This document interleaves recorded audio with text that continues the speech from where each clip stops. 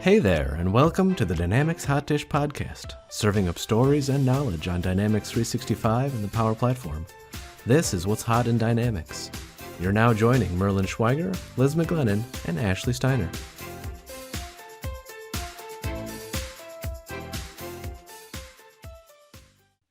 I like your wedding photo, Merlin, in the back. Thanks. Very nice. It actually, to be a proper video meeting background, it should be something more abstract probably. I thought you were going to be like, actually, that's not me. It's actually my twin brother marrying my wife's twin sister. Andrew? It's Andrew. Ooh, Yes, Andrew's that's Andrew. getting introduced to the podcast. Merlin's alter ego. Yeah. I think Only that's when I'm a the jerk. first time Andrew's come up, isn't it? I feel like I've kept him a secret for on the podcast, but I also haven't called you Andrew in a while. You haven't deserved it. Does that mean that I've been nice, or have I just only been mean to Liz? Maybe Well, only Ashley to just Liz. called you sassy yesterday, so apparently you haven't been that nice. Yeah, you were super sassy yesterday. I didn't think I was any sassier than usual, but it's fine. Maybe you only heard the sass because you were too busy wandering around the internet looking for your insurance card. You know what? People have to multitask in this environment, Merlin, especially when they procrastinate. I completely understand.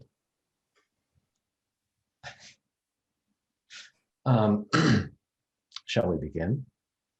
Shall we discuss user adoption today? I think that we shall. I outlined some great notes for this topic. So I'm just going to start with what I think are the three main areas that we should hit, and then y'all can tell me when I'm crazy.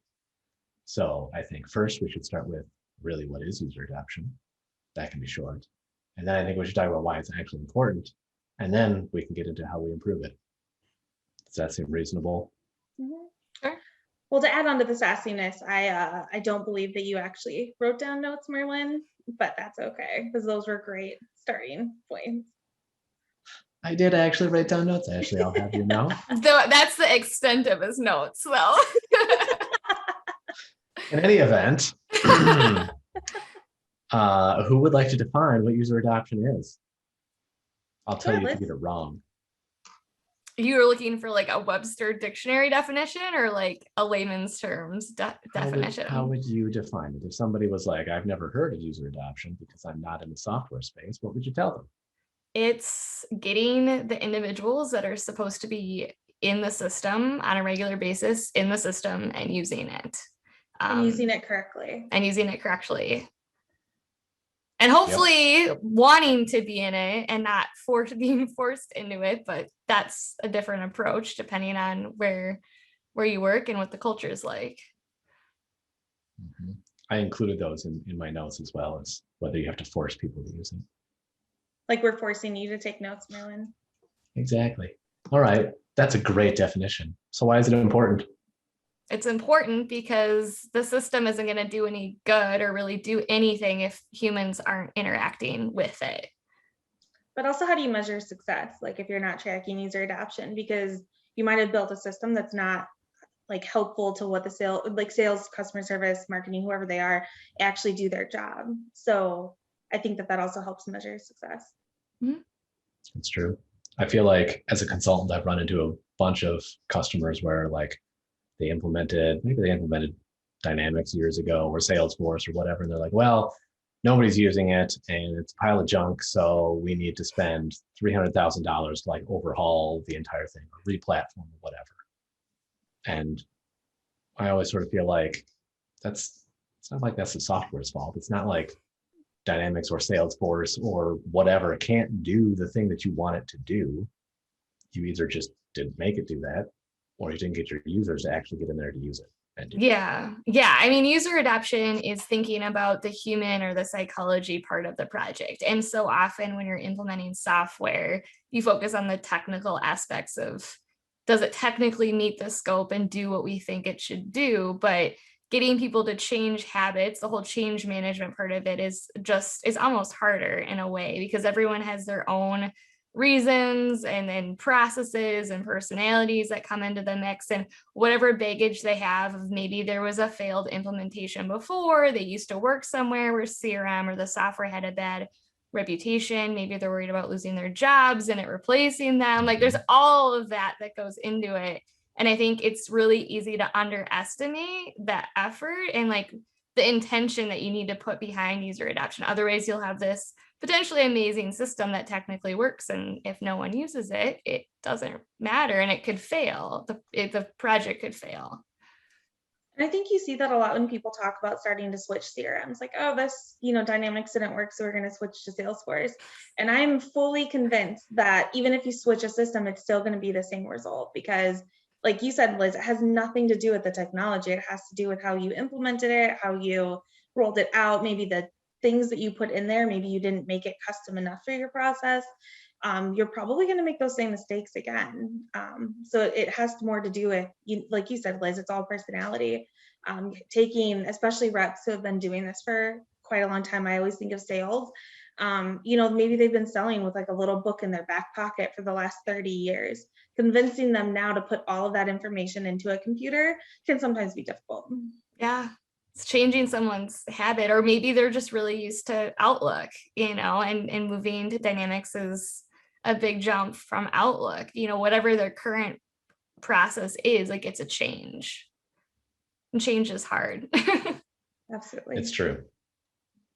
I feel like another one of those sort of traps the companies fall into is not just replatforming, but also when you're not interacting with actual users, or when you don't actually get to talk to actual users to find out how they actually do their job. Like I've run into this where the sales manager says, no, this is how the salespeople sell. And so then you do this whole implementation around this is how they sell. And you get into the training part where you're actually training users, and the users are like, wait, what? I haven't done that in 3 years. Like, what is this? I never do this. Yeah. Like, oh, well, the sales manager had it wrong. Or like the IT group is like, you can only work with IT. We know everything about the business. Trust us. It's like, well, do you? Maybe, but it's not very, it doesn't happen very often. I agree. I think that including the people that are actually going to use it in the end, or like as part of that build out process, is vital for a successful implementation. In your story, Merlin, I always think that those sales managers who are like, oh, this is how they work and make all decisions, are probably the sales managers who will never log in, and they're not even going to use it for the management part of it. So that always makes me laugh, because it's like you're making decisions for something you'll never use. Right. And then you're like, well, I don't know how to use the system, so just send me a spreadsheet with your current opportunities. And you're like, oh, well, there goes the CRM system. All that money you put into that implementation, just burn it, light it on fire now. I think that one of the things that people also get confused with user adoption is like how to quantify it, like how to measure it. How do you know that people are using it correctly? Because there's no one way to track or measure user adoption. And I think I've been around this, over 10 years, and that's what people always say, like, oh, what is our user adoption rate? And it's going to vary, like it's going to be different from organization to organization, from team to team, because you're going to have to measure that differently. It's not just people logging into the system. It's not just people looking at records. It's, are they doing the actions in order to help their jobs become more successful? Now, I think that logging in and views plays a part, but you have to look at the whole picture in order to measure it. I agree. I think it depends on the role, though. Like someone might be in a role where their primary use of the system is viewing data only, whereas like another person might have a more interactive role with the software. And so I think that is a really role based too, and what the expectation is. Yeah. Mm-hmm. And then coming up with a way to report on that, and I don't know, I always think of like, oh, do a dashboard of how many creations they've had, but maybe that's not the measure. So it's how do you then measure and actually put out there for people to see, am I a good user? Am I not a great user? Could I use it more in this way? Setting those like targets for people, I think, is also difficult, because then people start to see it as Big Brother. Mm-hmm. I think metrics are good. Like you need KPIs or things goals that you set. But I think you can't discount kind of the anecdotal narrative and the sentiment around the software at the organization either. Like culturally, if you just hear people talking bad things about the system, like that's not a good sign. So I think you have to weigh both, like the data and kind of just the opinion of the end users, and use both of those when you're kind of evaluating, do we have good or bad user adoption? I agree. Yeah, I wonder if, at least specifically in some of the areas like sales, I feel like a lot of the new sort of insights and the assistant, some of those AI capabilities might help with that a little bit, because if you're interacting with the system more, then obviously the assistant, for example, is going to be a little bit more useful and give you more prompts, and so then you'll use the system more, and it's sort of like a self-reinforcing cycle. And then maybe you could sort of, that might help boost your metrics. Yeah. Which I guess sort of leads me into the third question, which is how do you actually improve user adoption? In my notes that I definitely wrote down, actually, I have, I saw 3 different ways. The first one is by force, like use it or you lose your job or you don't get paid or whatever. Carrot and the stick. Yeah. Right. The second one would be by polite persuasion, as I put it, where you're like, no, really, like, I really need you to use the system better. And then the third one, which I think we've already mostly alluded to, which is making it actually useful for the user who's supposed to be using it. So what's in it for me? Exactly. So Exactly. all of those buckets that you just listed, Merlin, I would put under end user motivation. And it's just what tactic you're using to motivate the end user, which I think is just one like component of successful user adoption. All I right. agree, because I've actually seen a successful user adoption when you have done the carrot and the stick, right? So you're saying like, okay, I'm either going to reward you for using it, or, the stick is, I don't want to say beat you. I don't know what else to say though. Like Punish. You could say punish. punish. Thank you. Oh my So, gosh, Marilyn. But you know what what I'm saying? But I've seen that happen. Like, oh, you don't get your compensation. You don't get paid unless it's in Dynamics, or you're going to lose an account if you don't put your activity on it. I've seen that happen, and it actually provide good user adoption to the system. Now, is it begrudgingly adopted? Probably, but it does get the job done. Yeah, and that's what I wanted to ask was like, what are real life work scenarios of carrot and stick examples? I think, yeah, tying sales people's compensation to like the data in the system is probably a really good way to get them to use it. But like, I think just doing that alone isn't enough, right? Like, actually, to your point, like they're going to probably really still whine about the system and say it's not helpful if that's kind of the only motivating factor to be in there. Right. And you'll end up with a lot of sort of bare minimum data. And not get the full value out of it, right? Because it's just they're doing the essentials and not really fully invested and engaged in the system.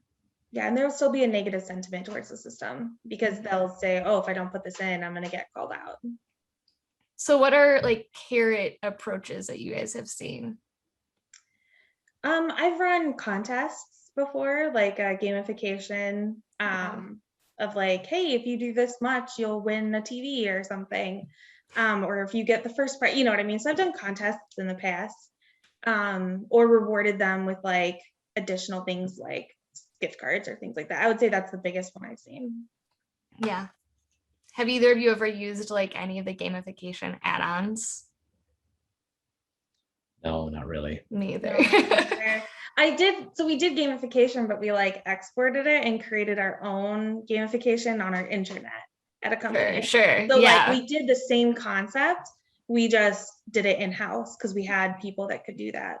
Yeah. And I feel like badging is really popular now too. And that's just a form of gamification. It works though. It does. Especially if you have a competitive team, which salespeople normally are, like that can really help.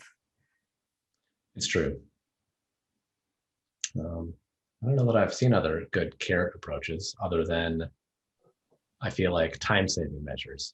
Like, and this is, it ties into the what's in it for me, right? Is if I can see that the system is actively helping me do my job better, then you'll sort of get better adoption over time, because even the even the crabby, like old sales guys with the book in their back pocket for 30 years are going to like realize they're going to be looking at that scorecard and seeing like, well, this new young punk that's like using all these fancy dynamics features continuously outperforms me every month. Like, maybe I should give up on the book and like try this technology thing out. Yeah. Yeah, most people want to either save time, like, okay, you work less and have more personal time, or sell more in the same amount of effort put in or whatever. Like, I would imagine that the vast majority of people would be interested in that. Right. Or like, can it save me from repetitive tasks or automatically Mhm. remind me of when I need to do something, Mhm. whatever. Well, I just always think of like cold calling with reps, and they would pull out this binder of like business cards, and we'd be sitting outside, to cold call, and they'd be like paging through it. Like, I know someone here, I know I do. And then like couldn't find it. So we pulled out another binder. And it's just like, how much quicker this would be. You could already be in the door talking to the person if you just looked up the account in Dynamics, had all the contacts there, had all your notes. So time savings, and just also like avoiding frustration with some manual effort. I think that is, I don't know if that's necessarily a carrot, but definitely goes towards motivation. I think it still counts as a carrot. I'm curious, Liz, you said that the user, was it the user motivation? Yeah. You said that's only part of it. So I'm curious, what are the other parts? Well, I think there's a lot of other parts that go into it. So I think a lot of it is communication and training as well. If they aren't trained properly or don't understand the why behind the system, if there's no there's not consistent communication during the project or post go live or for future enhancements, or like communication from leadership, the executive support sponsorship aspect. Like, I think lack of communication and poor training or lack of training can really impact it, because they just don't know. Like, they don't know why they should be using it, or they don't know how to use it, or what's expected, or what the process is maybe. And so I think that's another huge factor to successful user adoption. I see a lot of failure, like that you did training and when you first launched, hey, let's get everyone in a room for 8 hours, or now on a Zoom call or a Teams call. And then nothing happens again for 2 years until you do something else in the system. And that's one of the biggest like conversations I always have with people is like, even if people are in there, you have to do ongoing training. You have to reinforce. And make them more confident, because that one training session is not going to give them the confidence to go into the system and be able to do their job successfully. But if you continue to meet with them, and you can do it in teams, you can do it one-on-one, depends on the person. Creating documentation. I know people don't like to read or watch videos, but depending on who you have supporting, maybe you don't have enough people to like do one-on-one calls. Mm-hmm. So you could just create that documentation, find out the way that your sales team or your end users learn, and then provide ongoing training in that way. I totally agree. You have to re-communicate and reinforce the training and add on to, like, you're going to teach them probably an overview or the fundamentals in the first, like the official go live training session. But like, okay, they've gotten the fundamentals down. Like, are there people that want to move on to slightly more advanced features too? And like also progressing kind of like the power users forward. And that's assuming that that's like quality training to begin with that they're getting. But I agree, Ashley, like you should know your audience. So like, what is their preferred learning type? And maybe it's not just one, like, people are different. And so I always try to incorporate like multiple forms of training or communication. So like, do they like to read? Are they visual? Do they want to watch a video? Do they want to just listen? Do they want one-on-one, kind of hands-on? And so everyone's different. And so you do have to try to incorporate all of that and cover all of your bases, so that you don't leave someone out. It's a lot of work though, too, to like, you can't just write up like maybe a Word document and then expect everyone to learn from this huge Word document that walks through step by step. Like, maybe short videos are more effective, or maybe some people need one-on-one kind of sessions. And so I think you have to adapt to your audience and your learners. Mm-hmm. I was part of an implementation once forever ago. This was so long ago, where like every week at their like already like a regular kind of team meeting, they would talk a little bit about some specific aspect of what they were trying to do in CRM. And then they would like get homework. and like, okay, by next week's meeting, like try to do these 4 things or whatever. And then at the next week's meeting, they review the homework and be like, okay, did everybody do the homework? Did you have any problems? Did you have any questions? As like a way to sort of, reinforce it over time. And I feel like that group of people was pretty comfortable in the system after, maybe 2 or 3 months. Like, obviously it takes some time. You got to like get some practice in and have enough time to like do all the different stuff you want to try to do. But after that, like, I felt they were very competent system users. Like, they knew how to do all the stuff that they had to do, and they were just off and running. Yeah, that's a great like model or example. Like I think ingraining it into like reoccurring meetings helps. And that's, again, I think goes back to like leadership and management buy-in. Like if you use it during the weekly team meeting, like they're more likely to try to use it too. I think that really helps. I like the idea of the homework. I know that sounds like so kiddish or whatever. And I actually did that on a call today with some people. I said, hey, you have homework before we meet next week on the same topic. You have to do this, otherwise you will not be able to move on to the next topic. And I think, and everyone giggled like when I said homework, and it's funny, but like it's true. I mean, there's a reason as kids in school we got homework. It was to reinforce what we were learning. And you have to do the same thing in a job. You have to continue to learn and grow. Yeah. I mean, it's hands-on practice, right? Like I think homework and gamification are kind of the same idea of like, you're in the system practicing using it. And the more you use it, the more comfortable you'll get. So Liz, you said something, you said you have to adapt to your users. And I call that the State Farm rate at my company. Like if you know those commercials with like Aaron Rodgers, where it's like, oh, thanks for the Rodgers rate. You make everyone feel like you're giving them the State Farm rate, like something unique and different.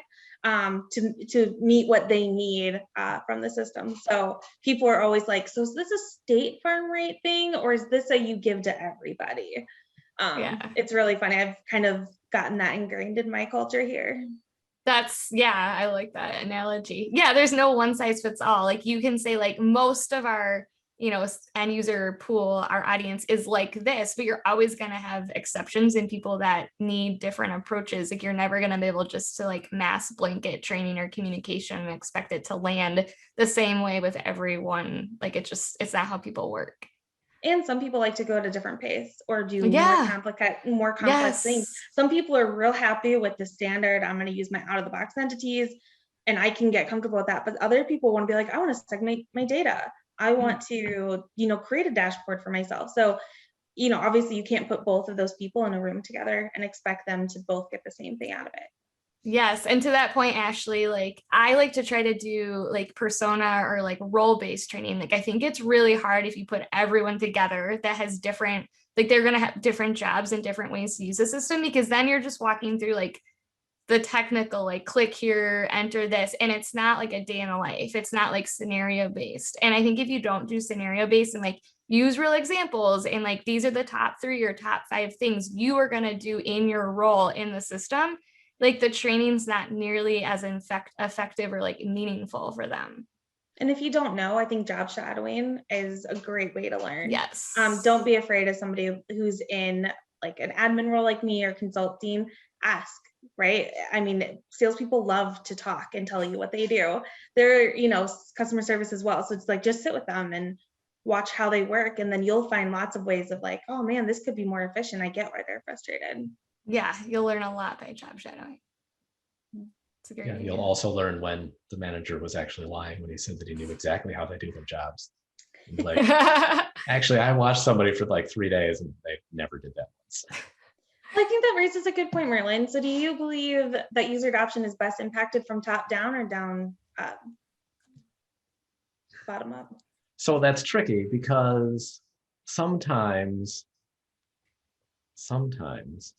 management also wants to try to influence change in their users through the implementation of a new system. So now you're not just talking about adoption of a new system, but you're talking about adoption of a new process. And then you might want to look into more like formalized change management sorts of things, find somebody who's ProSci certified, go through the ADCAR and like kind of a lot of that other stuff, where if you want to try to change their behaviors and then have the system support those new behaviors, then you it's going to be top down to a certain degree. But in most situations where you're not dramatically changing the business process, my experience would suggest that it's actually more bottom up, because the users at the bottom are the ones actually experiencing those pain points on a day-to-day basis.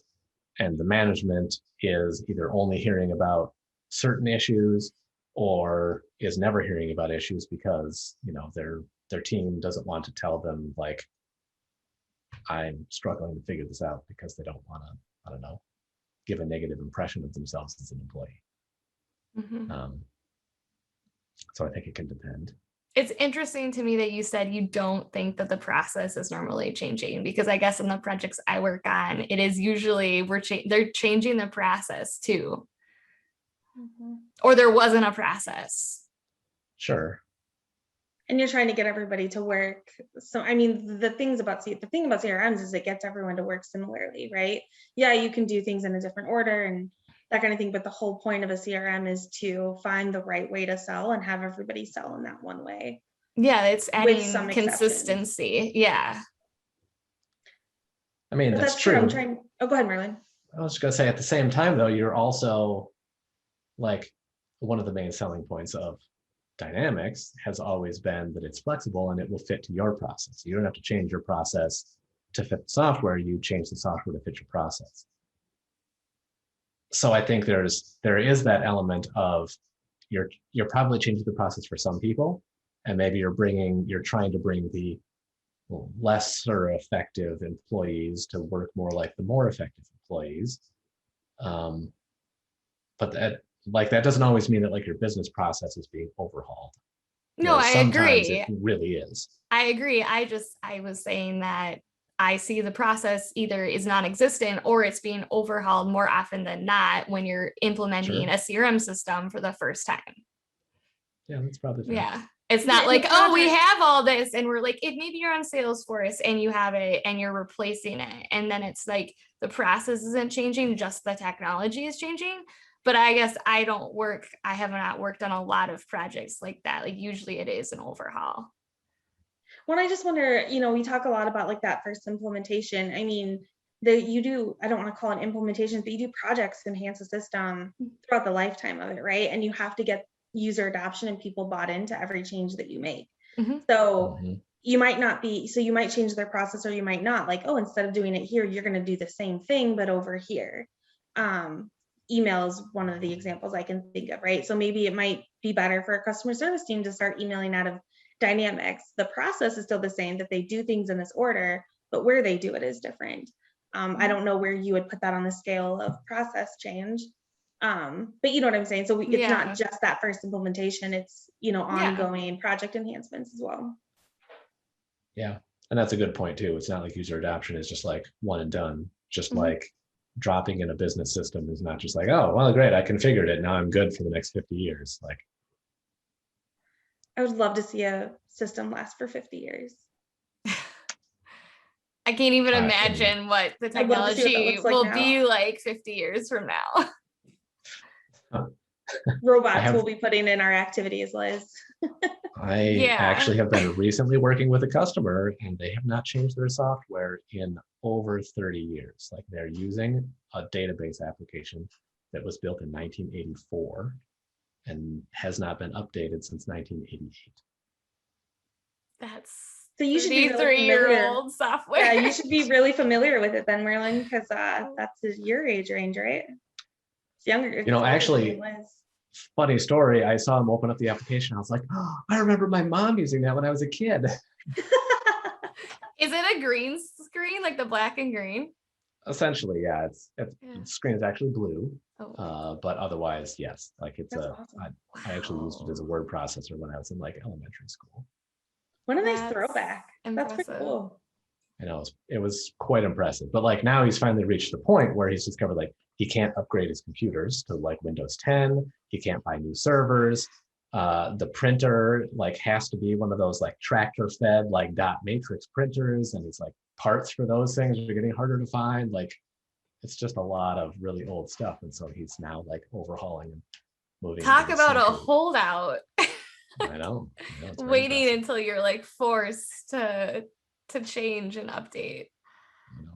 Yeah, and that's funny because I've seen, I mean, this is so off topic, but I mean, that's another thing to consider with like the Windows, because I worked somewhere where they couldn't update off of XP because their ERP system was not going to be supported on the new version. It was Windows 8 at the time, but um, it's just, how do you keep up with? That's crazy. Oh, I don't even want to know what Windows software they're running. So then you have to assume if somebody's using software that's that old for that long, like, does that mean that the user adoption was just so exceptionally good that they don't want to let go of it? Or is it just a fear of change? I don't know. Right. Fear of change, I bet. Probably it's a fear For of change. sure. So that's another thing I want to bring up is like the change curve. And like it is normal for everyone to go through, like it's like a valley where you dip down and you're like, I hate this, I'm frustrated, like I'm never gonna like this. But like that's a really normal process. And like what you're trying to do is just decrease the length of that kind of time of despair and like get them out the other side where they're like, oh yeah, this isn't that bad, like I've got this. But like you shouldn't expect it to always be like rainbows, sunshine, and roses, right? Like it's normal for people to be frustrated, to feel overwhelmed, whatever. Like those are normal emotions, and to not become defeated if end users are going through that phase. Like you just need to work with them through it. Because if you give up, if you're like, oh, this is never going to work during that phase, then it will also probably fail because they're not going to get out the other side where they're kind of happy and optimistic about the software. Yep. And you're always going to have people, it's the rule of 10, I guess I call it. Like you're always going to have 2 people that are awesome, 2 people that are just never going to use it. So you're really speaking to like the 6 in the middle because they could go either way. So when you prepare a system like this, or when you do training, you're speaking to those 6 where you can sway them one way or the other. Right. Yeah, it's you're going to always be gonna hard to have win those 2. the detractors that are always going to kind of fight you against. Exactly. Yeah. So you shouldn't target them though with your delivery. Always target the 6 in the middle that could join them. That's good advice. I was also going to say, Liz, when you were talking about that adoption curve, the change curve or whatever, it's not like we as consultants or professionals are immune to that either. I was thinking back to I think it's episode 5, when we talked about the new make.powerapps.com portal and some of the features that are or are not available there. Yeah. It's the same for us. Yeah. Sometimes I'm still complaining about the maker portal. Same. Oh, I've been working me in it too. for 2 years and I'm still complaining. Yeah. But that, Merlin, that's a good point. Like we should be empathetic and be able to relate then when we're helping. I mean, yeah, we're talking about maybe customization, configuration, UI or features, but like it's not a different experience for an end user trying to learn the front end of the UI. It's true. Yeah, I agree. One of the other things that I wanted to mention, we were talking about the sort of either carrot and stick or the what's in it for me, is my sort of polite persuasion. I feel like I've seen this in some organizations where you just sort of like ask nicely, like, please, could you use your CRM a little bit more? Please, could you keep your opportunities up to date? Please, could you do this? And as I was thinking about it, I feel like that's sort of the worst approach.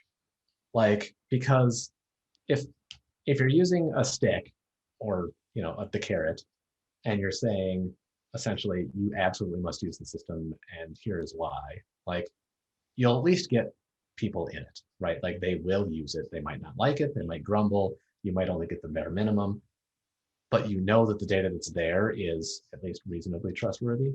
If you're using polite persuasion, like some users are probably going to do what you've asked, and some users are not at all going to do what you've asked, but you might not always know which user is which. And so now it's like you don't actually know which data you can trust. Like maybe you can trust all of it, but maybe you can't. And some of it might be really complete. Some of it might be really crappy. And it's just like, you don't really know.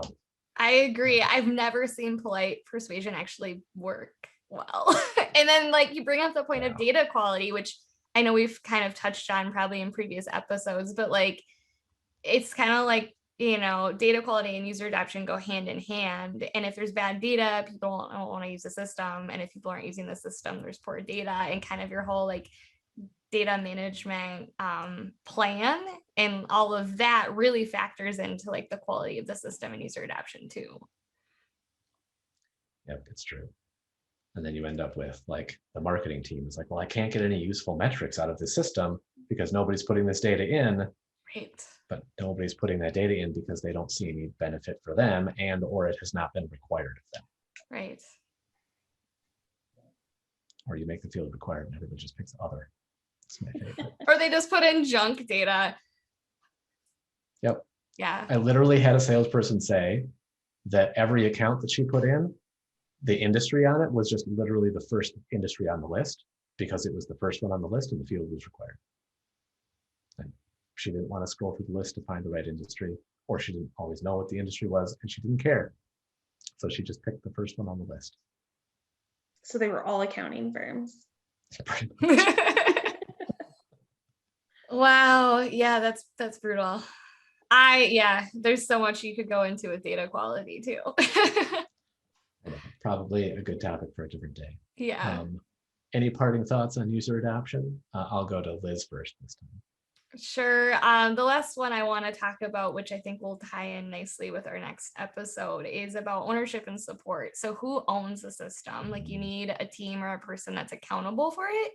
And whether that's IT or business, we can debate later on, but also just plan for the maintenance and the support. So it's not like to our point earlier, like a one and done, you walk away from the system for 5 or 30 years, but like, how are you going to continue to train and enhance it and like roll out new features with the updates and all that?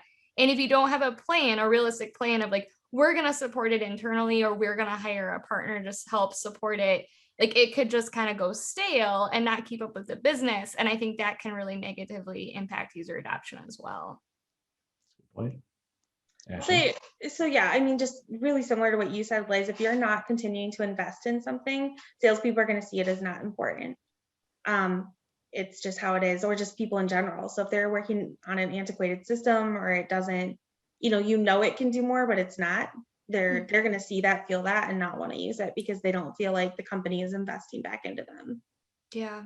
Yeah. I've worked with clients that are like, we want to implement it and then walk away for 5 years. And it's like, then you shouldn't implement it because it's not going to be successful. Like that is not the right approach. I agree. Yep, I agree with that as well. Yeah, I don't think I have anything else to add. We covered all of my bullets in my notes. So I think we're probably set for user adoption. Thanks, guys. Thanks, Merlin.